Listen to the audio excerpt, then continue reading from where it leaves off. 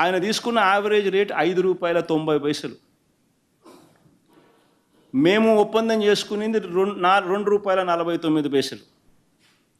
అంటే ₹3.41 ఆయన అదనపుగా ఆయన పీపీఏల వల్ల అదనంగా రాష్ట్ర ప్రభుత్వం కట్టాలి కదా. ₹3.41 ఇంటూ 2,400 మెగావాట్లు అంటే అప్రాక్సిమేట్లీ 4,200 మిలియన్ యూనిట్స్ అప్రాక్సిమేట్గా. సో ₹3.41 ఇంటూ 4,200 మిలియన్ యూనిట్లు అంటే 1,500 కోట్లు సంవత్సరానికి ఎక్స్ట్రా బర్డన్. అర్థమైంది కదా నేను చెప్పేది, బాగానే చెప్తున్నా కదా. సో 1,500 ఇంటూ 25 ఏళ్ళు అంటే 37,500 కోట్లు ఎక్స్ట్రా బర్డనే కదా. సో ఆయన హయాంలో ఆయన చేసుకున్న ఉట్టి ఈ సోలారు విండ్ పీపీఏల వల్ల 25 సంవత్సరాలలో రాష్ట్ర ప్రభుత్వం అదనంగా జగన్ హయాంలో సంపద సృష్టి 1,00,000 కోట్లు పైన జరిగితే దాదాపుగా 1,10,000 కోట్లు 4,400 ఇంటూ 25 ఏళ్ళు జరిగితే చంద్రబాబు నాయుడు హయాంలో 87,500 కోట్లు సంపద ఆవిరి. నేను అందరికీ అర్థమయ్యే భాషలోనే చెప్తున్నాను. నేను అసలు తేడా గమనించమని అడుగుతా ఉన్నా. ఇంతకుముందు నేను మళ్ళీ కమింగ్ బ్యాక్ టు అది ఒరిజినల్ స్టోరీ. ఈ ఒరిజినల్ స్టోరీలో సెకీ దగ్గర నుంచి ఈ మాదిరిగా లెటర్ రావడం, ఈ లెటర్ వచ్చిన తర్వాత రాష్ట్ర ప్రభుత్వం సెప్టెంబర్ 15 ఈ లెటర్ సెకీ దగ్గర నుంచి రాష్ట్ర ప్రభుత్వానికి వచ్చిన తర్వాత ఇందులో టేక్అవే పాయింట్స్ కూడా నేను చెప్పినా కదా. ఇది కేంద్ర ప్రభుత్వానికి రాష్ట్ర ప్రభుత్వానికి మధ్య జరుగుతూ ఉన్న ఒప్పందం ఒక టేక్అవే పాయింట్ అయితే, రెండో టేక్అవే పాయింట్ ₹2.49 అనేది చీపెస్ట్ రేట్, ఆంధ్రప్రదేశ్ హిస్టరీలోనే చీపెస్ట్ రేట్ అనేది రెండో టేక్అవే పాయింట్ అయితే, మూడో takeaway point inter state transmission charges waiver as a special incentive కేంద్ర ప్రభుత్వం ఆంధ్ర రాష్ట్రానికి ఇస్తూ ఉన్న ఒక గొప్ప స్పెషల్ ఇన్సెంటివ్.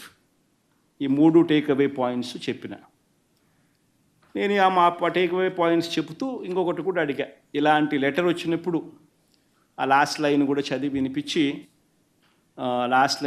వినిపించి we look forward to your favorable consideration and an early confirmation of the above offer అని చెప్పి సెకీ మనకు రాసిన ఈ లేఖను కూడా మీకు చదివి వినిపించిన. ఇది సెప్టెంబర్ 15, 2021 వచ్చిన తర్వాత, సెప్టెంబర్ 15, 2021 మనకు సెకీ నుంచి లేఖ వచ్చిన తర్వాత ఇటువంటి మంచి offer September 16 incidentally cabinet meeting ఉన్నది. Cabinet meeting was scheduled. So దాంట్లో గైడెన్స్ కోసం ఇది కూడా టేబుల్ ఐటెం కింద తెచ్చినాం. ఎందుకంటే ఇటువంటి గొప్ప కార్యక్రమాలు, గొప్పది ఏదైనా మంచి జరిగినా, లేకపోతే రాష్ట్రంలో ఏదైనా ఒక అలర్ట్, విపత్తు అటువంటి ఏదైనా జరిగినా కూడా క్యాబినెట్లో ఉంటే కౌన్సిల్ ఆఫ్ మినిస్టర్స్తో డిస్కషన్లో భాగంగా గైడెన్స్ కోసం అని చెప్పి యూజువల్గా తీసుకొస్తాం. That's a routine procedure. So September 16 క్యాబినెట్లో కూడా this was tabled item and guidance అనేది cabinet council of ministers gave guidance. ఏమని గైడెన్స్ ఇచ్చినారు? ఎనర్జీ డిపార్ట్మెంట్కి గైడెన్స్ ఇచ్చినారు. మీరు దీని మీద లోతుపాతులన్నీ కూడా స్టడీ చేసి మీరు నెక్స్ట్ క్యాబినెట్కు మీరు ప్రపోజలు స్టేట్ గవర్నమెంట్కు ఇవ్వండి, లోతుపాతులన్నీ స్టడీ చేసి అని ఆదేశించడం జరిగింది. ఎనర్జీ డిపార్ట్మెంట్ ఆ తర్వాత వాళ్ళు ఒక 40 రోజుల పాటు అధ్యయనం చేసి, ఆ తర్వాత వాళ్ళు ఒక కమిటీకి రెఫర్ చేసి, సెకీ అధికారులతో కూడా వాళ్ళు చర్చలు కూడా జరిపి అన్నీ చేసిన తర్వాత దాదాపు 40 రోజుల పాటు కమిటీ అధ్యయనం చేసిన తర్వాత అక్టోబర్ 25 అక్టోబర్ 25th 2021. అంటే సెప్టెంబర్ 15th నుంచి అక్టోబర్ 25th దాకా, September 16th cabinet has given them the guidance and they have taken 40 days, almost close to 40 days, and then on October 25th 2021 they have given their recommendations. ఇది October 28th cabinet ముందుకు ఇది వచ్చింది. On October 28th cabinet scheduled meeting లేకి ఇది agenda item కింద రావడం జరిగింది. Cabinet దీని మీద సుదీర్ఘంగా చర్చించి క్యాబినెట్ ఏపీఈఆర్సీ నుంచి కూడా ఆమోదం పొందాలి అంటూ ఆదేశాలు ఇవ్వడం జరిగింది. సో క్యాబినెట్ దీని మీద సుదీర్ఘంగా చర్చించి cabinet has said please take the consent of the APERC. APERC consent తీసుకోండి అని చెప్పి క్యాబినెట్ ఆమోదం తెలిపింది.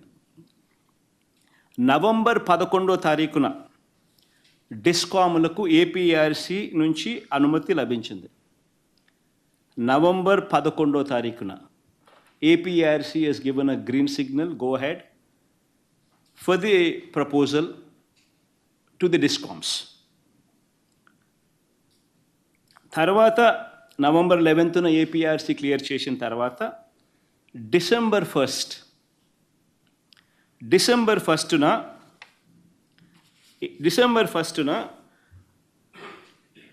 సెకీతో ప్రభుత్వం అండ్ సెకీ మధ్య ఒప్పందం జరిగింది. Power sale